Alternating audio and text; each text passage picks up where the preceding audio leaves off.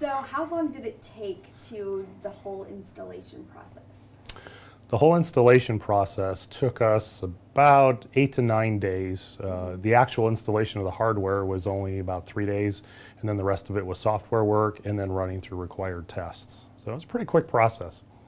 What's the biggest difference between your traditional radar versus the dual pole upgrade?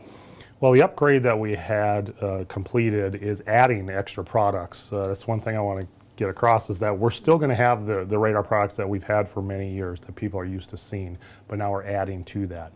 The biggest improvements we are going to see are in the areas of precipitation estimations, the amount of precipitation when it comes to flash flood warnings, winter weather precipitation, to be able to determine different types of winter weather, whether it's snow, sleet, rain that's in the clouds, and also being able to detect debris that is being lofted by tornadoes. That's something that we have not been able to get a good handle on with the previous radar.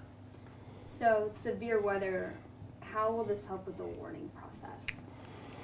With the warning process for severe weather, we're expecting improvements with detection of flash flood events, detection of hail, because we didn't really have a good handle on, with the previous radar, did we have hail or just heavy rain or both? This will give us a better handle on that. But also with debris being lofted by tornadoes, especially for those tornadoes at night and the ones that are wrapped in rain. You know, spotter reports are still very critical to what we do, and we appreciate all the reports we can get, but spotters, sometimes it's very difficult for them to see a tornado at night and when the tornado has rain wrapped around it, so this will help us in that respect. What will the advantages be for forecasting in general, having this extra tool? The extra tool with the upgrade is going to help us in short-term forecasting. So let's say, for example, if somebody has a trip planned and they need to know, okay, in the next 4 to 6 hours, where is the snow changing to rain, or where is there freezing rain, or is there a severe thunderstorm with hail in it? That's where the biggest improvements are going to be, where people are going to be able to get that updated information through the forecasts and the warnings that we issue. You said there are new products going to be available. What are those new products?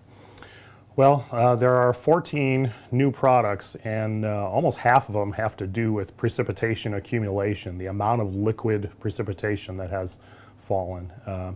We've already seen here, since we've had a couple of rainfall events to look at, some improvements on our precipitation estimates when we actually see what has happened with observer reports.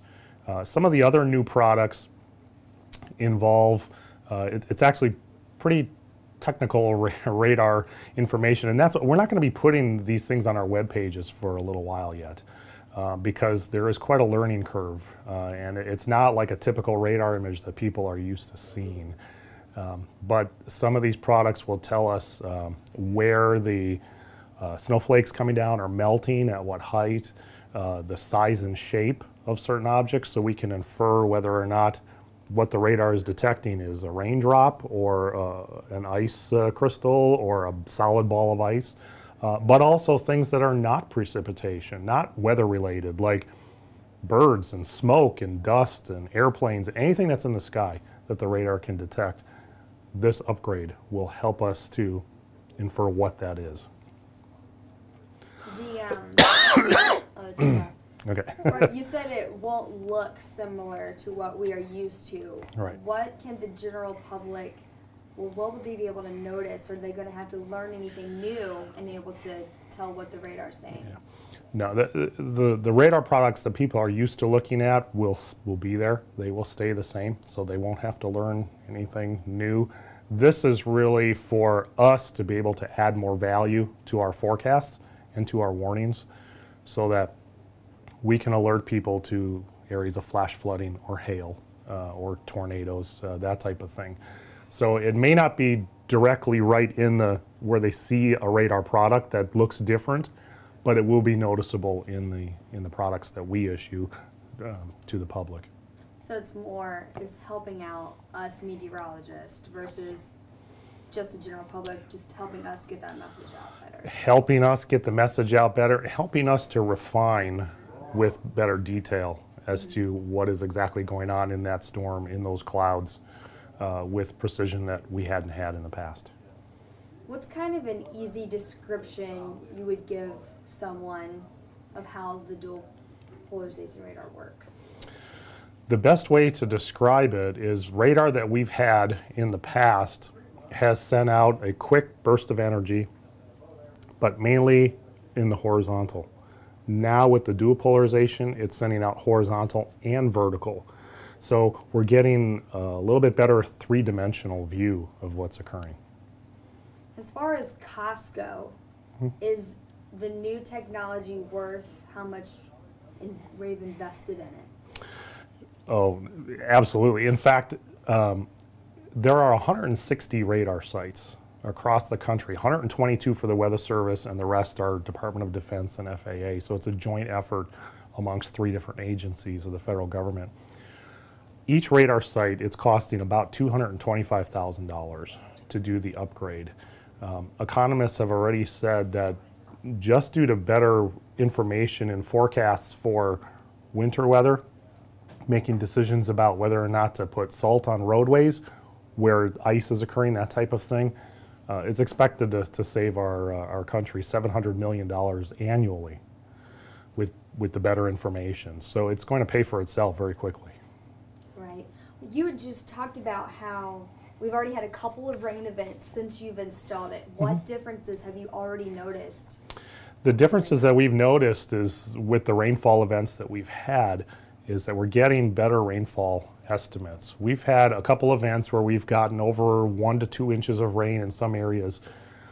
The radar product that we've been used to looking at for years showed about half as much rainfall, whereas the upgrade to the dual polarization radar products showed very close to what actually happened.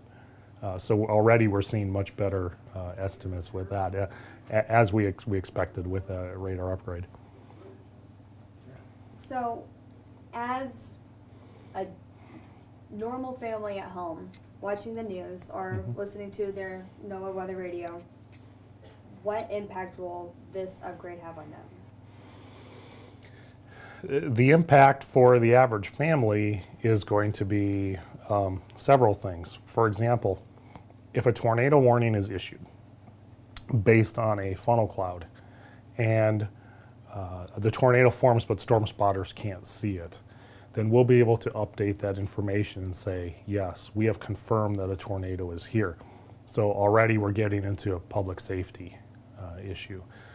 When it comes to the winter weather, better reliability in the short term as far as what is occurring, because in east central Illinois and west central Indiana, studies have shown there are a lot of mixed precipitation events in the winter.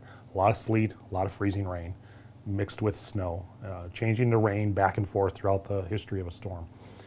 We'll be able to get a better handle as to when those changes are expected to occur or when they're switching back and forth. So people traveling, that will give them better information so they can plan.